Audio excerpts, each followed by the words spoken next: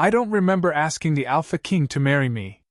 Claire Bennett's voice came out thinner than she wanted, barely louder than the rain tapping against the tall windows of the royal chamber. Across from her, King Mason Reed stood beside the dying fire, one broad shoulder resting against the carved stone mantel. He wore no crown tonight. Somehow, that made him more intimidating. The silver ring on the table between them caught the candlelight, its moonstone center pale and cold as winter dawn. Claire stared at it until her vision blurred. Her head still throbbed with the soft, miserable pulse of too much elderberry wine, and the memory of last night arrived only in broken flashes. Marble floors. Gold masks. Evelyn's perfect smile. Grant's hand slipping away from Claire's as though it had never belonged there at all.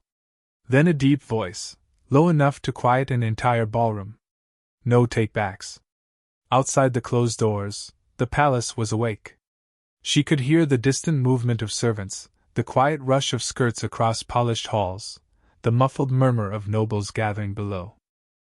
By sunrise, everyone in the capital would know whether a forgotten Omega from a small northern pack had truly become the Alpha King's intended bride. Claire pressed her fingertips to her temple.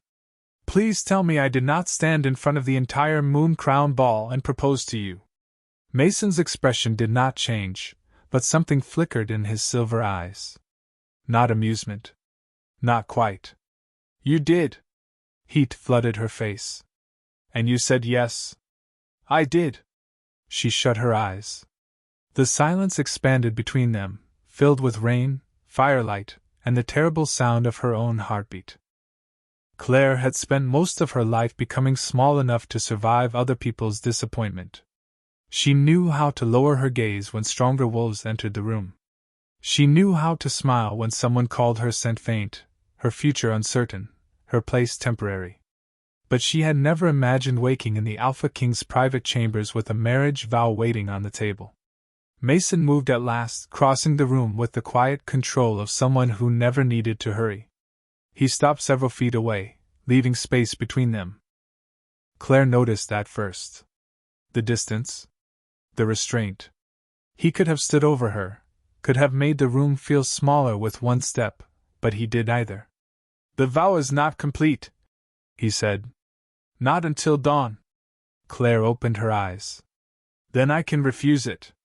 Yes. The answer should have relieved her. Instead, it left a strange ache beneath her ribs. She looked down at the ring again. Then why did you say no takebacks? For the first time, the Iron King's face softened. Only slightly. Like frost thinning on a windowpane. Because they were laughing at you.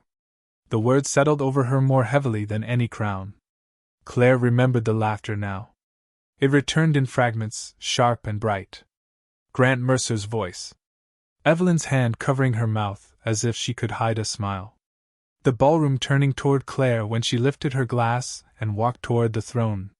She had been dizzy. Hurt. Humiliated.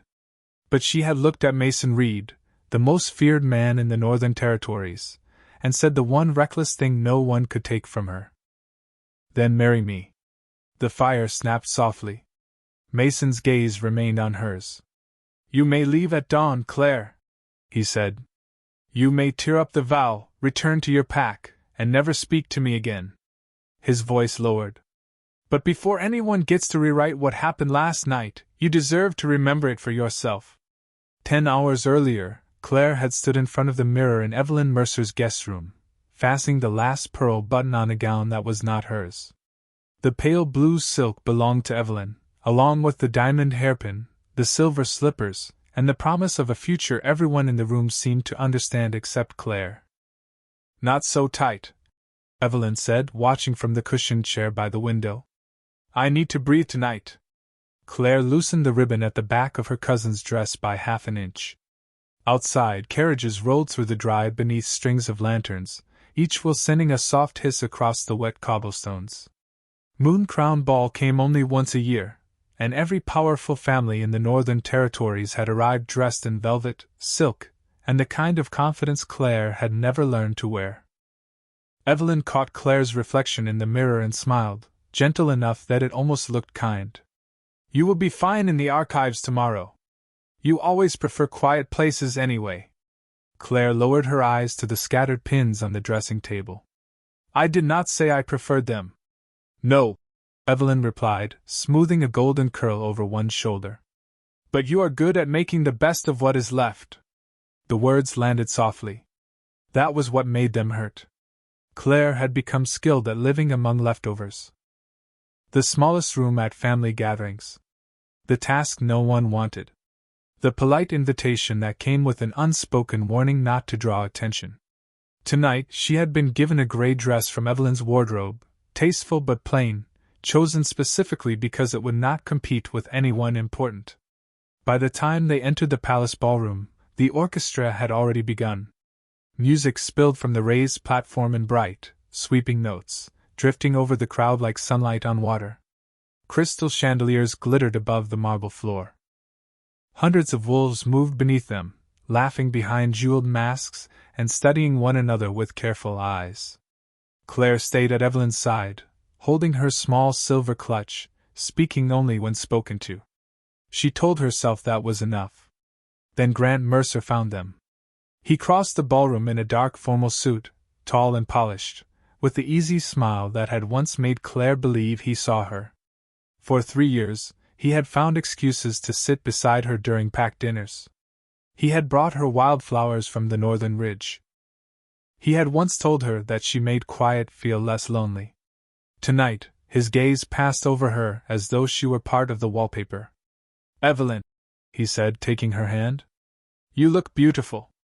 Claire felt the room change before she understood why. Conversation softened. Faces turned. Grant led Evelyn toward the center of the floor, where a circle of guests opened around them. He reached into his jacket and pulled out a small black box.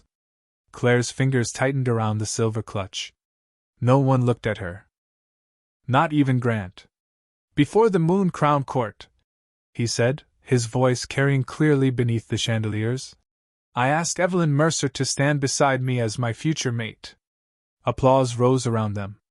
Evelyn pressed both hands to her mouth, tears shining in her eyes. Claire could not hear what she said next.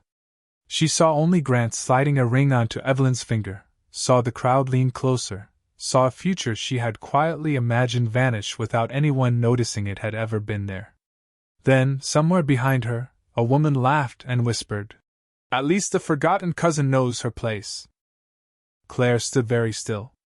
Across the ballroom, beyond the crowd and the golden light, King Mason Reed sat alone beneath the black and silver banners of the crown. And for one impossible second, his silver eyes met hers.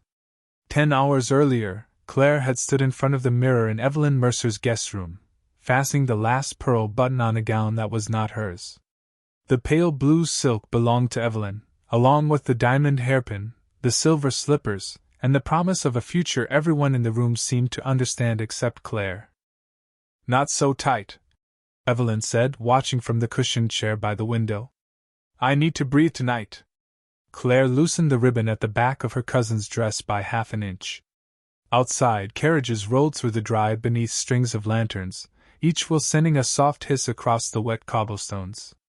Moon Crown Ball came only once a year, and every powerful family in the Northern Territories had arrived dressed in velvet, silk, and the kind of confidence Claire had never learned to wear.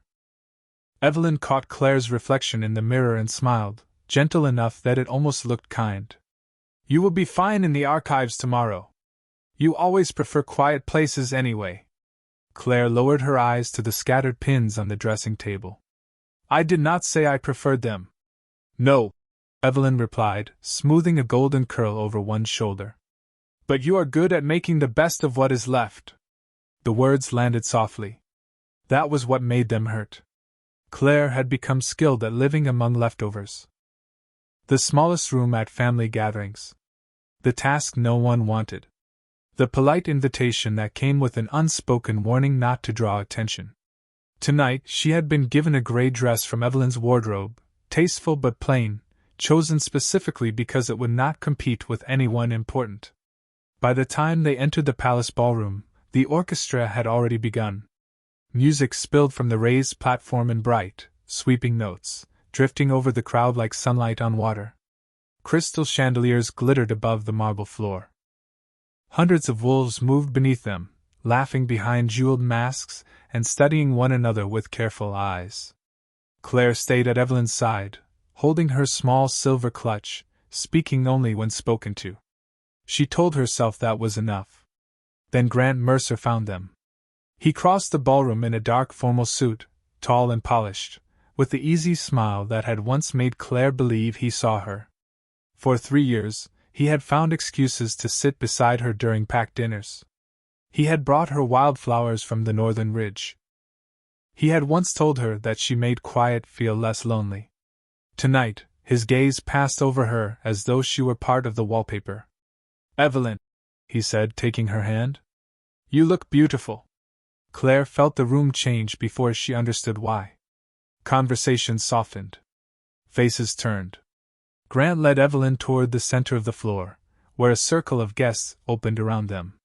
He reached into his jacket and pulled out a small black box. Claire's fingers tightened around the silver clutch. No one looked at her. Not even Grant. "Before the moon-crowned court," he said, his voice carrying clearly beneath the chandeliers, "I asked Evelyn Mercer to stand beside me as my future mate." Applause rose around them. Evelyn pressed both hands to her mouth, tears shining in her eyes. Claire could not hear what she said next. She saw only Grant sliding a ring onto Evelyn's finger, saw the crowd lean closer, saw a future she had quietly imagined vanish without anyone noticing it had ever been there. Then, somewhere behind her, a woman laughed and whispered, "At least the forgotten cousin knows her place." Claire stood very still. Across the ballroom, beyond the crowd and the golden light, King Mason Reed sat alone beneath the black and silver banners of the crown. And for one impossible second, his silver eyes met hers. Claire knew that smell. It lived in the oldest corner of her memory, beneath the scent of rain-soaked pine and the lavender soap her grandmother had kept beside the kitchen's sink. Bitter metal. Crushed leaves. Something sweet trying too hard to hide what it was. Her grandmother had once held a cup of tea beneath Claire's nose and told her that not every danger announced itself with claws or thunder. Some dangers smiled, poured a drink, and waited for you to thank them. The memory vanished as quickly as it came. A servant passed between Claire and the royal table, carrying a stack of white napkins. The attendant with the dark elderberry wine turned toward the musicians, distracted by a footman calling his name. When Claire looked again, the glass sat alone on the tray, its surface perfectly still beneath the ballroom lights. She should have said something. She should have found a guard or one of the royal council members standing near the throne. But what would she have told them? That a forgotten Omega with no formal training thought the king's wine smelled strange. In a room like this, people did not accuse powerful strangers based on a feeling. They laughed at girls like Claire for less. "There you are." Grant's voice reached her before she could move. He stood near Evelyn with a pleasant expression that did not touch his eyes. "We were beginning to wonder whether the refreshments had become too difficult." Claire tightened her grip on the tray of sparkling cider. "I was delayed." "By what?" Evelyn asked, though her tone suggested she did not need an answer. She glanced past Claire toward the royal table. "You were not bothering His Majesty, were you?" A few people nearby turned at that. Claire felt their attention settle against her skin, light at first, then heavier. "No," she said. "I was not." Grant accepted a glass from her tray and handed it to Evelyn. He did not take one for himself. Instead, he leaned closer, lowering his voice just enough to make the words feel private, while ensuring everyone nearest them could still hear. "Tonight matters to Evelyn. Try not to make anyone uncomfortable." Claire looked at him. For years she had imagined that if Grant ever hurt her, it would come with an explanation. A difficult choice. A sad apology. Something that proved she had not been foolish to believe in him. But there was no apology in his face. Only impatience. Only the cold relief of a man who had already decided she was beneath the cost of kindness. "I have not done anything," she said quietly. Grant gave a short laugh. "Claire, that is exactly the point." Evelyn's smile faltered for one brief second, but she did not correct him. She only lifted her glass and took a delicate sip, as if the moment had already passed. Around them, conversation resumed. Someone complimented her ring. Someone else asked whether the wedding would be held at the Mercer estate. Claire stood there with the empty spaces on the tray pressing into her palms, listening to strangers celebrate a future that had been built from the pieces of hers. Then a woman beside the dance floor brushed past too quickly, her jeweled sleeve catching the edge of Claire's tray. One glass tipped. Claire reached for it, but the crystal slid from the silver surface and struck the marble with a bright, delicate crack. The ballroom did not fall silent, not completely. It only paused. Long enough for Claire to see the cider spreading across the floor. Long enough to hear a few restrained laughs. Long enough for Grant to close his eyes as though she had embarrassed him on purpose. "I am sorry," Claire whispered, crouching to gather the larger pieces before anyone could step near them. Her fingers had barely touched the floor when a black shoe stopped beside her. She looked up. King Mason Reed stood a few feet away, his expression unreadable. Behind him, the unattended glass of elderberry wine remained on the silver tray. And now, beneath the sweet scent of fruit and spice, Claire caught that metallic bitterness again. Stronger this time. Strong enough that she knew it was not her imagination. Claire forgot the broken glass at her knees. She forgot Grant's tight expression, Evelyn's hand resting over her new ring, and every careful rule she had ever learned about staying unnoticed. All she could smell was that bitter note beneath the elderberry wine. King Mason Reed followed her gaze to the untouched glass on the tray. Then he looked back at her. "Is something wrong?" His voice was not loud, but the people nearest them immediately quieted. Claire rose too quickly, and the room tipped for a second beneath the chandeliers. She caught herself against the edge of the refreshment table. "I do not know," she said. Her throat felt dry. "The wine smells strange." A few guests exchanged looks. Grant stepped forward with an embarrassed little smile, as if he had been asked to apologize for her. "Your Majesty, Claire has had a difficult evening.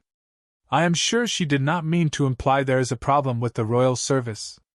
Claire felt the familiar pressure to retreat. It had always been so easy for others to make her sound unreasonable. Too sensitive. Too quiet. Too plain. Mason did not turn toward Grant. His eyes stayed on Claire. "What does it smell like?" The question startled her more than anger would have. No one had asked her that before. No one had ever treated one of her instincts as something worth hearing. Claire swallowed. "Like pennies left in rainwater," she said slowly. "And crushed bitter herbs. My grandmother used to say some plants hide under sweeter smells." Mason's expression did not change, but the air around him seemed to sharpen. He reached for the wineglass without touching the rim and lifted it into the light. The dark liquid reflected the chandeliers in thin, trembling lines. "Who brought this?" he asked. The attendant from earlier was nowhere near the tray now. Claire looked toward the musicians, then the open ballroom doors, then the serving tables crowded with silver and crystal. "A palace attendant," she said. "He was here a moment ago." Grant gave a quiet laugh that sounded too bright. "Surely we are not investigating a glass of wine because Claire noticed an unusual scent." Mason turned his head then. He did not raise his voice. He did not need to. "You will not speak over her again." The words fell into the space between them with the finality of a locked door. Grant's color changed. Evelyn stared at the floor. Around them, the ballroom became so still that Claire could hear the orchestra falter before the musicians recovered. Mason handed the glass to one of his guards, a woman with dark hair pulled tightly at the nape of her neck. "Have this examined quietly," he said. "And find the attendant assigned to the royal table." The guard bowed and disappeared through the crowd. Claire should have felt relieved. Instead, a trembling unease moved through her. She had drawn attention to herself. The one thing she had been told never to do. Grant's gaze cut toward her, cold with warning. Evelyn looked wounded, as though Claire had spoiled something precious simply by speaking. "I am sorry," Claire said, because the words came automatically. Mason's eyes returned to hers. For what? She had no answer. The question opened something painful and empty inside her. For noticing. For ruining the moment. For believing she deserved to be listened to. Claire looked down at the clear cider still trembling in one of the remaining glasses on her tray. I should not have caused the scene. Mason stepped closer, but he stopped before he entered her space. Claire, he said, and her name sounded different in his voice. Not like a burden. Not like an inconvenience. A warning is not a scene. Before she could answer, a servant arrived carrying a fresh tray of drinks. Compliments of the royal kitchen, he announced. A toast before the next dance. He offered Claire a glass of elderberry wine, pale red this time beneath the candlelight. Claire stared at it. Then, because every eye around her seemed to be waiting for her to refuse, she took it. Claire held the glass without drinking. The elderberry wine looked harmless now, a clear ruby red beneath the chandelier light, with a twist of orange peel floating near the rim. It smelled sweet, warm, and expensive. Nothing like the darker glass Mason's guard had taken away. Still, her hand would not stop shaking. You do not have to accept it, Mason said quietly. Claire looked up. There was no command in his voice. No irritation. Just the same steady attention that made her feel as if he could see every thought she was trying to hide. Across the ballroom, Grant was watching them. His mouth curved into a smile meant for the people beside him, but his eyes were fixed on Claire's hand. Evelyn stood at his side, glowing beneath the chandeliers while guests gathered around them with congratulations and soft, admiring laughter. Claire knew what they saw when they looked at her. The cousin who had failed to smile at the right moment. The girl who had dropped a glass. The Omega who had interrupted the king over a sin no one else could detect. She could already imagine the story they would tell tomorrow. Claire Bennet had made a spectacle of herself at Moon Crown Ball because she could not bear seeing Grant choose someone better. The thought made something bitter rise in her throat. It is only a toast, she said. Mason's gaze dropped to the glass, then returned to her face. Only if you want it to be. Claire almost laughed. It was such a small sentence. Such a simple permission. Yet no one had offered her permission to want anything all evening. Not Grant, when he had quietly stopped writing to her. Not Evelyn, when she had handed Claire the gray dress and called it suitable. Not the women behind the refreshment table, who had decided Claire's entire future could be measured by the strength of her scent. The orchestra began a slower song. Couples moved toward the dance floor, their shoes gliding over the marble in quiet circles. Grant took Evelyn's hand. He did not look at Claire again before leading her into the crowd. That hurt more than it should have. Claire lifted the glass. Mason's expression changed barely. His fingers flexed once at his side, as though he wanted to stop her but had made himself promise not to. She took a sip. The wine was sweeter than she expected, with cinnamon, ripe berries, and a warmth that spread quickly through her chest. She took another sip before she could think better of it. Then another. By the time the song ended, the tight knot beneath her ribs had softened into something loose and reckless. The ballroom lights seemed brighter. The music seemed farther away. Even the silver banners above Mason's throne appeared to sway gently, though Claire knew they were perfectly still. That was not a small pour, Mason said. Claire turned toward him, trying to look offended and failing. I am aware. A smile touched his mouth. It was brief, but it changed his entire face. Claire stared at him longer than was polite. You are not supposed to smile, she said. It makes people nervous. People are nervous around me whether I smile or not. That seems unfair. To them or to me? Claire considered this with grave seriousness, then took another sip. Both. Mason's smile faded into something quieter. Behind them, applause rose as Grant and Evelyn finished their dance. Evelyn leaned into Grant's shoulder, her new ring catching the light. Claire felt the old ache return, but it no longer felt sharp enough to break her. It felt foolish. Heavy. Something she was tired of carrying alone. She looked at Mason, at the king who had listened when no one else had, and the words slipped free before caution could catch them. Then marry me. For one heartbeat, Claire thought the music had stopped because the whole ballroom had heard her. Then the last violin note faded into silence, and she realized that it had. Mason did not move.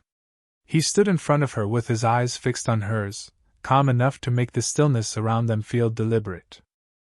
Claire blinked at him, suddenly aware of the empty glass in her hand, the warmth in her cheeks, and the fact that half the Northern Territories had turned to stare. Somewhere near the dance floor, Evelyn inhaled sharply. Grant's expression hardened. "Claire," he said, as if speaking to a child who had wandered too close to a fireplace. "You have had enough to drink." She looked toward him, and the sight of his hand still resting on Evelyn's waist made something inside her loosen instead of break. For years she had waited for Grant to choose her in quiet ways. A seat saved beside him at dinner. A message sent after midnight. A promise that he would explain their connection when the timing was right. But the timing had never been right. Not because he was waiting for something. Because he had never intended to choose her at all. Claire faced Mason again. "I mean it," she said, though the room had begun to tilt gently around the edges. "You are alone. I am alone. We could be lonely in the same house." A sound escaped someone near the orchestra, quickly swallowed behind a hand. Claire knew it should have embarrassed her. Instead, the words seemed perfectly reasonable. Mason's mouth almost curved again, but the softness disappeared before it became a smile. "That is not a reason to marry someone. It is a very honest reason. Honesty is not the same as readiness." His voice remained low, meant only for her, but the quiet had made every word easy to hear. Claire lifted her chin. "You listened to me when I said the wine smelled wrong. That does not mean you owe me anything. I do not owe you." The answer came sharper than she expected, and her fingers tightened around the empty glass. "I am asking because everyone else in this room has spent the evening deciding what I am worth. They say I am too quiet, too plain, too forgettable. But you looked at me like I was a person." Mason's gaze changed then. The distance in it gave way to something deeper and far more careful. Around them, no one moved. Grant took one step forward, but a royal guard appeared at Mason's side before he could come closer. "This is absurd," Grant said. "She is upset. She does not know what she is saying." Claire laughed once softly. "That is the first true thing you have said all night. I do not know what I am saying." Her eyes stayed on Mason's. "But I know I am tired of being afraid to say anything at all." Mason reached out, not for her hand, but for the glass. He took it gently from her fingers and set it on the nearest table. Then he turned toward the ballroom. His presence shifted the air, and even the most curious whispers vanished. "Claire Bennett has spoken for herself," he said. "No one else will speak over her." Grant's face went pale. Evelyn stared at Claire as if she had become someone unrecognizable. Mason looked back at Claire, and his voice lowered again. "You asked me to marry you?" Claire's heart stumbled. "Yes." "Then hear me clearly." He paused, as though giving her every chance to turn away. "No takebacks." The room seemed to hold its breath. Claire stared at him, waiting for the trap, the condition, the hidden cruelty she had learned to expect from powerful men. But Mason only stepped back, leaving her space even now. "The dawn vow will be offered at sunrise," he said. "When you are rested. When you remember this conversation. And when you are free to refuse me." Then, beneath the black and silver banners, the Alpha King extended his hand, not as a command, but as an invitation. Claire looked at it. And before she could decide whether she was brave or simply too tired to be afraid, she placed her hand in his. Claire had expected the ballroom to erupt the moment her hand touched Mason's. Instead, the silence deepened.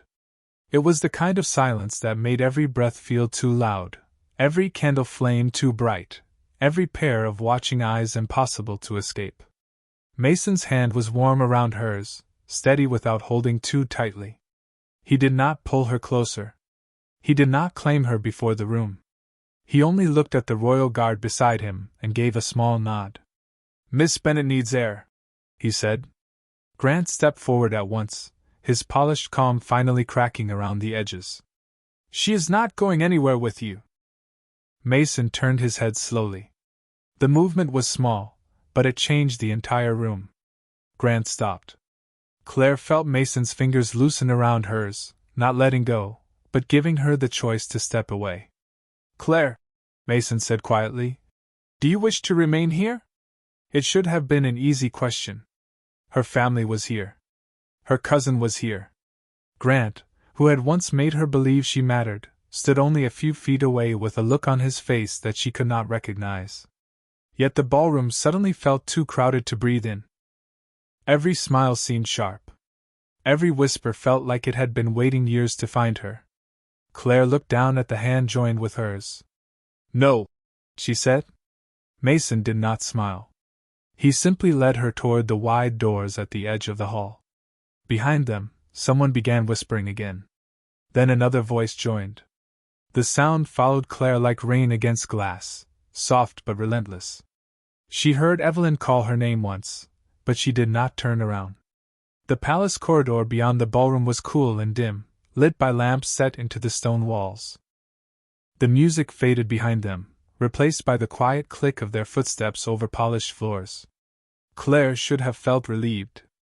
Instead, the wine seemed to rise through her all at once, warm and dizzying. She stumbled slightly. Mason caught her elbow before she fell, then released her as soon as she found her balance. "I am fine," Claire insisted. "I believe you," he said. "But you do not need to prove it every second." The words settled somewhere beneath her ribs. They walked in silence for a few moments. Rain moved across the tall windows in silver ribbons, and the palace gardens below were dark except for a line of lanterns along the stone paths. Claire stopped beside one of the windows and pressed her palm against the cool glass. "I made a fool of myself." Mason stood a respectful distance away. "You spoke honestly. I proposed to a king because I was upset about a man who never chose me. You proposed to a man who listened." Claire looked back at him. His expression had softened again, though the rest of him remained unreadable. "That does not make it less embarrassing." "No," he said. "It does not." To her surprise, Claire laughed. It came out shaky and small, but real. The sound disappeared quickly in the long corridor. Mason watched her for a moment, then glanced toward the guard waiting several steps away. "Prepare the East guest suite," he said. "And send for tea, water, and something plain to eat." Claire blinked at him. "You are putting me in a guest suite? Unless you would prefer to return to the ballroom." "No." The answer came too quickly. Mason nodded as if he had expected it. "Then you will rest. At sunrise, the dawn vow will be presented. You will have every right to refuse it." Claire searched his face for disappointment, but found none. Only patience. Only a restraint so unfamiliar that it made her chest ache. As they reached the end of the corridor, a royal guard hurried toward them with a sealed message in her hand. She stopped before Mason and lowered her voice, but Claire still caught the words. "The first wineglass was not meant for Miss Bennet." Mason's eyes turned cold. The warmth in the hallway seemed to disappear. Claire looked at the guard, then at the distant ballroom doors, and suddenly remembered the dark elderberry wine waiting at the royal table. The bitter metal smell. The attendant who had vanished. The glass that should have been placed in front of the Alpha King. Claire felt the warmth of the wine leave her all at once. The corridor, which had seemed soft around the edges only moments before, sharpened into stone, glass, and rain-dark windows. "Not meant for me," she repeated. Her voice barely carried. The guard lowered her gaze. "The royal physician found a concentrated sedative in the glass, Your Majesty. Enough to leave someone confused and unwell for hours." Mason's jaw tightened. He took the sealed report from her without looking away from Claire. "Was the attendant found?" "Not yet. The ballroom exits have been secured." Quietly. Claire stared at the black wax seal in Mason's hand. "A sedative," Not a dramatic threat. Not a public scandal. Something quieter. Something designed to make a powerful man seem weak at exactly the wrong moment, in front of hundreds of witnesses and every ambitious family in the Northern Territories. Her grandmother's voice returned with painful clarity. Some dangers do not need to destroy you. They only need to make everyone doubt you can stand on your own. I saw him, Claire said. Mason looked at her. The attendant? Not clearly. She pressed her fingertips to her temple, forcing herself through the fog of wine and humiliation. He was standing near the musicians. He had dark hair, I think. But there was something else. The ballroom came back in fragments. Crystal lights. The dark wine beneath the candle glow. A hand reaching toward the tray. A sleeve, deep blue with silver stitching at the cuff. Claire's breath caught. He was not dressed like the other attendants. The guard leaned forward slightly. What did you notice? His cuff. Claire swallowed. It had a silver thread pattern. 3 narrow branches around a crescent moon. Mason went very still. The guard's face changed. Claire looked between them. Do you know it? It is the insignia of the Royal Council, Mason said. His voice had gone quiet in a way that made the lamps seem dimmer. Only council members and their personal staff are permitted to wear it. Claire thought of the faces gathered near the throne. Men and women who bowed when Mason entered a room. People who spoke of loyalty, law, and tradition while they watched a girl like Claire get reduced to a joke.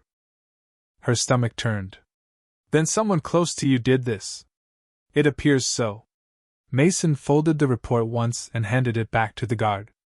Do not tell anyone what was found. Search the council wing, the serving passages, and the carriages. I want names before the ballroom learns there is a reason to panic. The guard bowed and disappeared down the corridor. Claire watched her go, then looked at Mason. You should not have stayed in there. Neither should you. I mean after I said something. Mason's silver eyes softened, though the tension had not left his shoulders. Claire, you warned me. You did the right thing. I did not know it was real. You knew enough to speak. The words settled between them.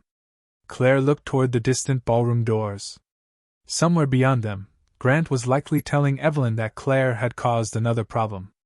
Somewhere beyond them, people were likely deciding that her proposal had been desperate, foolish, and embarrassing. But an unfamiliar certainty began to form beneath her fear. The person who had prepared that glass had expected everyone to ignore her. They had expected her to lower her eyes, carry the tray, and say nothing. Claire lifted her chin. I want to help you find him. Mason studied her for a long moment. You have had wine, you have had a difficult night, and you do not owe me that. I know. Her voice steadied. I am still choosing it. For the first time since the guard arrived, something almost like relief crossed Mason's face. He nodded once. Then you will not do it alone. The room Mason chose was not a war chamber or a throne room. It was a quiet library at the end of the eastern hall, lined with dark walnut shelves and tall windows blurred by rain. A single lamp burned on the desk, throwing warm light across maps, guest lists, and a tray of untouched tea. Claire stood near the doorway for a moment, unsure where she belonged among the leather-bound books and sealed royal documents. Mason noticed. You may sit, he said. Or stand. Whatever makes you comfortable. It was such a small thing, but Claire felt it again, that strange ache caused by being given a choice without having to fight for it. She moved to the chair nearest the desk and folded her hands in her lap. A palace steward entered a few minutes later carrying a stack of papers. He was older, with silver hair and a careful face. The council staff roster from tonight, he said, placing the pages before Mason. And the service assignments for the ballroom. Mason thanked him quietly, then waited until the door closed before turning the top page toward Claire. You said the cuff carried a crescent moon with 3 branches. Claire leaned closer. Names filled the page in clean black ink. Council members. Personal assistants. Household aides. Her eyes moved slowly down the list. She did not recognize most of them, but one name made her pause. Lord Adrian Vale. The letters sat near the bottom beneath a formal title and a list of attendants assigned to him. I saw him earlier, Claire said. Mason looked up. Lord Adrian? Near the dance floor. He was speaking with Grant. Mason's expression did not change, but his hand went still on the paper. Claire searched her memory, forcing the fragments into place. She had been carrying the tray of sparkling cider when she noticed Grant standing beside one of the marble columns. Lord Adrian had been with him, dressed in midnight blue with a silver crescent at his cuff. Claire had not thought anything of it then. Grant spoke to powerful people now. He had always known how to make himself seem important. But the memory returned with a detail that made her stomach tighten. Grant had looked nervous. Not proud. Not pleased. Nervous. They stopped talking when I walked past, Claire continued. Lord Adrian put something into his pocket. I could not see what it was. Mason lowered his gaze to the roster. Grant Mercer has no official role in this palace. He was invited because of Evelyn's family, Claire said. Her father owns 3 shipping routes through the northern coast. Mason's eyes lifted to hers again. And Grant was recently promised a position in that business. Claire nodded slowly. She had heard Evelyn mention it at dinner 2 weeks earlier, smiling over her wine while Grant spoke about travel, contracts, and opportunities that would take him far beyond their small pack. At the time, Claire had thought he was simply ambitious. Now the word felt too gentle. Mason reached for another paper, this one marked with the royal seal. The attendant who delivered the wine was assigned to Lord Adrian's staff for the evening. The rain tapped harder against the windows. Claire stared at the page, then at the door, as if Grant might appear there with his easy smile, and some explanation that would make all of this ordinary again. But nothing felt ordinary anymore. What happens now? She asked. Mason did not answer immediately. He rose from behind the desk and crossed to the window, his reflection dark against the rain-silvered glass. Now, he said, we find out whether Grant was careless enough to be used by Lord Adrian, or desperate enough to help him. Before Claire could respond, 3 sharp knocks sounded at the library door. The same guard from the corridor stepped inside, her expression tense. Your Majesty, she said, Grant Mercer has left the ballroom. He is headed toward the council wing. Mason did not rush toward the door, though something in his face became very still. Claire had begun to understand that stillness was not calm. It was the moment before the Iron King made a decision. How far ahead is he? He asked the guard. Less than 2 minutes, Your Majesty. He dismissed Lady Evelyn and said he needed privacy. Mason glanced at Claire. You should remain here. The old instinct rose in her at once, the instinct that told her to nod, sit down, and let stronger people decide what happened next. But she had already spent too many years watching her own life from the edge of a room. No, Claire said. Mason's expression shifted, not with anger, but concern. Claire. Grant knows me, she continued. He might say something to me that he will not say to one of your guards. And if Lord Adrian is involved, I might recognize something I missed before. The guard looked between them, waiting. Mason held Claire's gaze for a long moment. Then he reached for a dark wool cloak hanging beside the library door and placed it around her shoulders. The fabric was warm from the room, carrying the faint, clean scent of cedar and winter air. You stay behind me, he said. And the moment I tell you to leave, you leave. Claire nodded. The council wing was quieter than the ballroom, its corridors lined with portraits of former rulers and long windows that showed only rain and darkness beyond the palace walls. Their footsteps softened against the blue runner beneath their feet. Mason moved with measured purpose, the guard several steps ahead, while Claire followed close enough to hear the low murmur of voices at the end of the hall. They stopped beside a half-open door. Light spilled across the floor from inside. Grant stood with his back to them, his formal jacket loosened at the collar. Across from him, Lord Adrian Vale held a small leather pouch in one hand. You told me it would only make him tired, Grant said. His voice sounded strained, stripped of the smooth confidence he wore in the ballroom. That was the purpose, Lord Adrian replied. A tired king is a manageable king. A king who appears ill before the council is even more useful. Claire felt the floor seem to shift beneath her. Mason did not move. And Claire? Grant asked. She noticed the glass. She saw something. Lord Adrian gave a quiet sigh.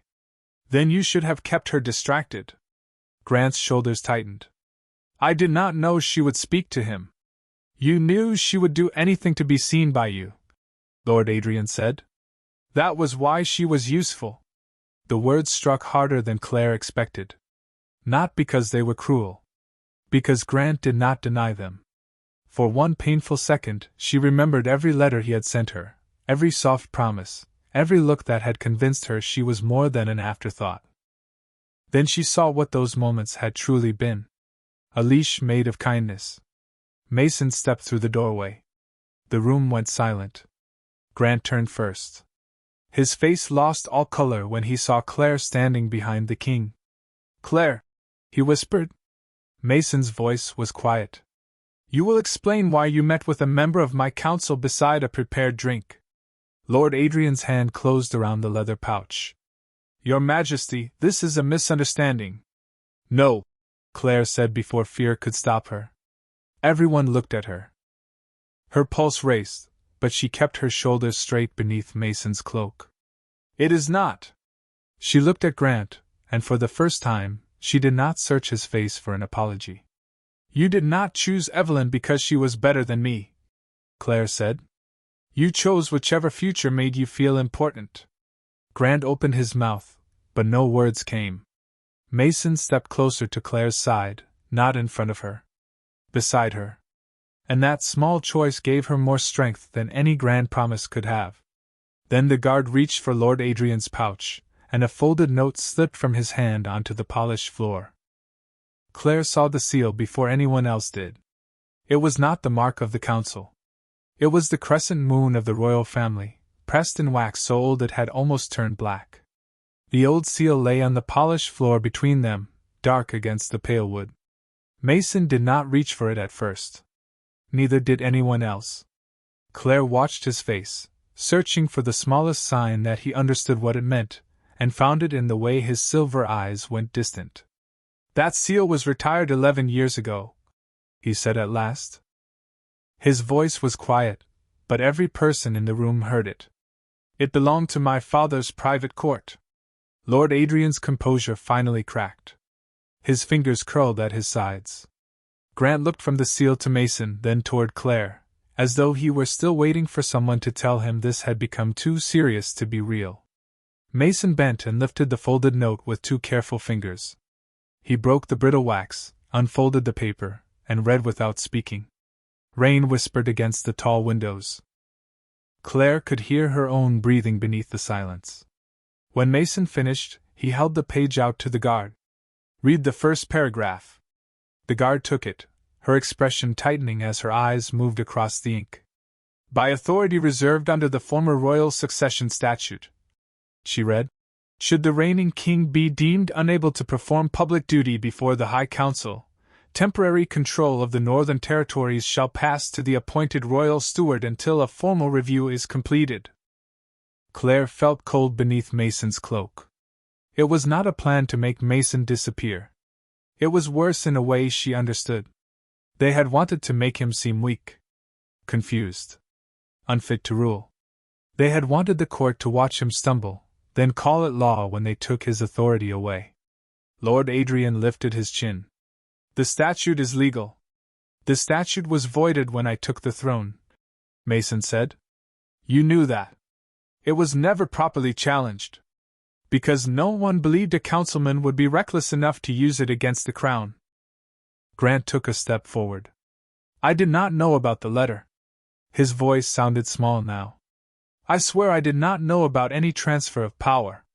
Lord Adrian said the wine would only delay the king for a few hours. He said no one would be harmed. Claire looked at him, and something inside her finally became still. Grant had always looked polished in a crowd. Strong. Certain. But now she saw only a man who had traded pieces of himself for a promise that someone important might notice him. "You knew enough," she said. Grant's eyes lifted to hers. "Claire, I never wanted this. You wanted the position. You wanted Evelyn's family. You wanted people to think you belonged beside power." Her voice did not shake. "You just did not care who had to be used to get there." He looked away first. Mason turned to the guard. "Escort Lord Adrian and Grant Mercer to separate waiting rooms. No accusations will be announced until the council hears the evidence. But no one leaves the palace." The guard nodded, and 2 more royal officers entered quietly from the hall. There was no struggle, no raised voices. Only the scrape of Grant's shoes against the floor as he stopped near Claire on his way out. "I am sorry," he said. Claire watched him for a moment. Once, those words would have been enough to make her forgive him. Tonight, they only sounded late. "I know," she said. "But that does not make it yours to fix." When the door closed behind him, the library seemed larger. Emptier. Masson remained beside the desk, looking at the old seal in his hand. Claire could see the exhaustion in the set of his shoulders now, hidden beneath all that control. "You should rest," he said without turning. "Dawn is close." Claire looked toward the windows. The black sky beyond the rain had begun to soften at the edges, turning the color of slate. "And the dawn vow?" Mason faced her then. His expression was steady, but there was something careful beneath it. Something almost uncertain. "It can wait," he said. Claire took 1 step toward him. "No," she replied. "Not because I owe you an answer. Because I do not want the people who tried to silence us to decide what happens next." For the first time that night, Mason's gaze held something warmer than restraint. He extended his hand, palm open between them. "Then we face the morning together. And when the council asks what you choose, Claire Bennet, no one will answer for you." By sunrise, the rain had stopped. Pale gold light poured through the high windows of the Hall of Oaths, touching the marble floor in long quiet bands. Claire stood at the center of the room in a simple blue dress borrowed from the palace wardrobe, Mason's dark cloak folded over one arm. The same nobles who had watched her stumble through moon-crowned ball now filled the gallery above. Their silks whispered as they shifted in their seats. Their eyes followed every movement she made. Grant stood near the back between 2 royal officers, no longer wearing the expression of a man certain the world would forgive him. Evelyn sat beside her father with both hands clasped tightly in her lap. Lord Adrian stood apart from them, silent and pale beneath the tall windows. Claire could feel all of it pressing against her. The old humiliation. The old instinct to shrink. The fear that one wrong word would make everyone laugh again. Then Mason stepped beside her. He wore the black and silver formal coat of the crown, but no crown rested on his head. He looked at the gathered council, then at Claire. "This hall exists for truth freely spoken," he said. His voice carried through every corner of the chamber. "No vow made here will be accepted through fear, pressure, or debt." The room fell still. A council elder placed the moon vow ring on a velvet cushion between them. Its pale stone caught the morning light. "Claire Bennet," the elder said, "you may speak." Her mouth went dry. For a second she saw herself as everyone else had seen her last night. The quiet cousin. The girl in the gray dress. The Omega who was supposed to carry the drinks and disappear. But then she remembered Mason standing beside her instead of in front of her. She remembered him asking whether she wanted to leave. She remembered him saying that a warning was not a scene. Claire lifted her chin. "Last night, I spoke without thinking," she said. Her voice trembled only at the beginning. "I was hurt. I was embarrassed. And I thought being chosen by someone powerful might make me feel less small." A murmur moved through the gallery, but Mason did not look away from her. "This morning, I know that no title can do that for me," Claire continued. "No ring can do that. I have to choose myself first." The silence deepened. Grant lowered his eyes. Evelyn's face tightened, but Claire no longer needed either of them to understand. Claire turned toward Mason. The king's expression remained calm, though his silver eyes held something careful and open that made her heart ache. "You did not promise to fix me," she said. "You listened when no one else did. You gave me room to say no. And you stood beside me when it would have been easier to speak for me." Mason's hand remained at his side, still impatient. "So I am not choosing you because I was lonely," Claire said. "I am choosing you because I am not afraid to be seen anymore." For the first time, Mason smiled without holding it back. He picked up the ring, then paused. "Claire Bennett," he said softly, "do you choose this vow freely?" She looked at his open hand. Then she placed hers in it. "I do." Mason slid the ring onto her finger. The moonstone warmed against her skin, and a soft silver light moved across the band like dawn touching water. The gallery gasped. Claire looked down as a second mark appeared beneath the ring, faint but unmistakable, a crescent moon crossed by 3 tiny stars. Mason's smile vanished. The elder stepped forward, his face suddenly grave. "That mark," he whispered, "belonged to the last Luna of the Northern Crown." Claire's breath caught. Her mother had worn the same symbol in the only faded photograph Claire owned.